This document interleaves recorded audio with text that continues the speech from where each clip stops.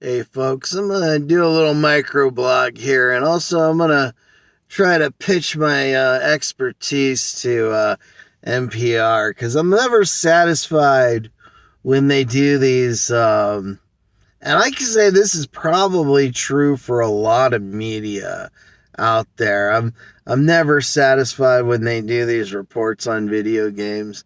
I've of course was born in '83, and when I was a kid, I played Atari, and I had the Atari computer and the Apple II GS, and I haven't played every system, but I grew up with it.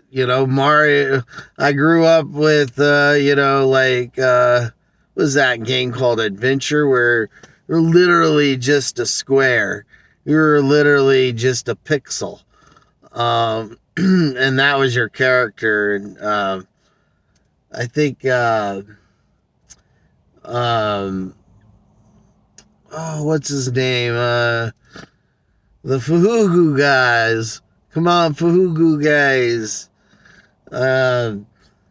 Anyway, there's a funny thing online about it. Homestar Runner.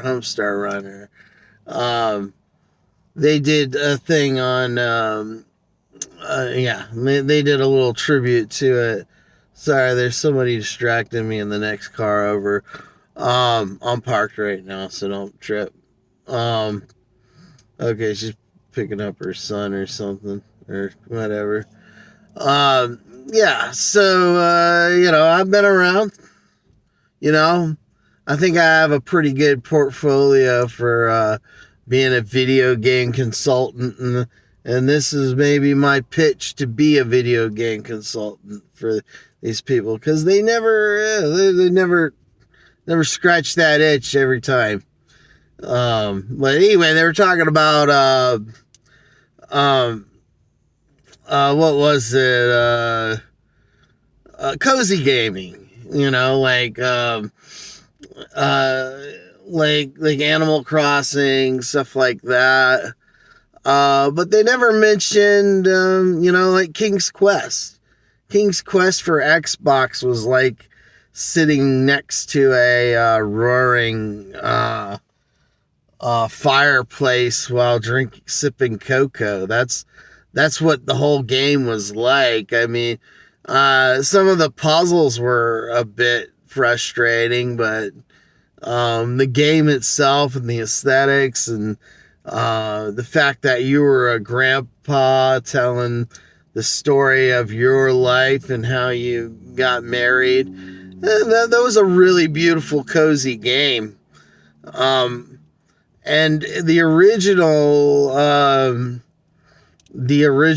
King's Quests go all the way back to Apple II GS, and here they are acting as though this were an exceptionally new thing, like all video games used to be like Mortal Kombat, whereas Mortal Kombat was actually an exception. In fact, they had a whole congressional meeting about it.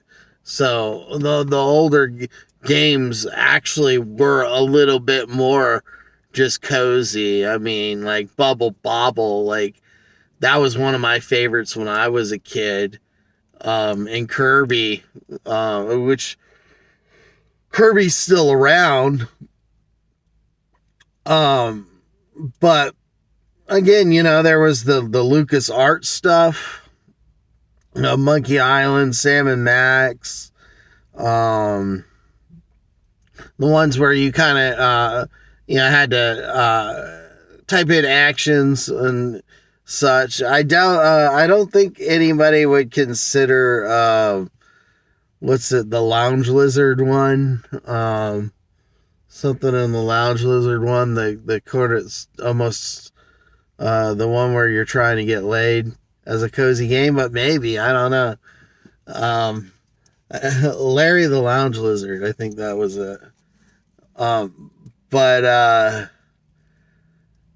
yeah, I don't know, like all of these, I think the oldest that they went back to was like 64. It's like all that other gaming never existed. It's like, okay, maybe you have a problem with the people you have on staff not knowing the history of these games, or being too young to have experienced the some of the originals firsthand. Because I mean, it would require some inside knowledge whether a game is cozy or not. Maybe you can't, just trust other people's opinion on the fact. You have to actually play it. But yeah, I think they did a whole thing on Breath of the Wild and Zelda, which also kind of disappointed me on NPR. And here's the thing is, like, if it was anybody else, they probably would do the same. Just because I feel like my opinions on video games are pretty valid, just from having played them since I was, a very, very tiny lad, maybe. And the fact that they were some of the original games, like for Atari. But anyway, that's my spiel. If you're out there and you're doing a project on video games, or you're doing an article, etc., maybe consider me. Maybe consider my opinion. But yeah, that's it.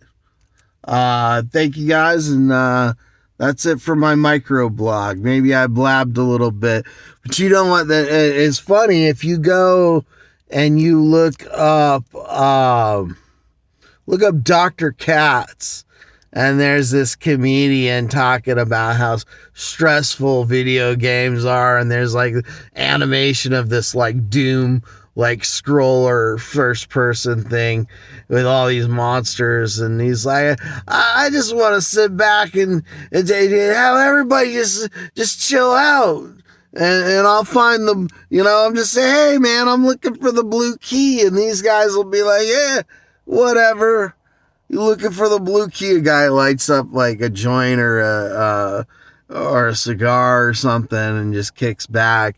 And I thought that was pretty funny that they were talking about how people are craving that these days. And here's this comedian on Dr. Katz before it was even a word talking about it.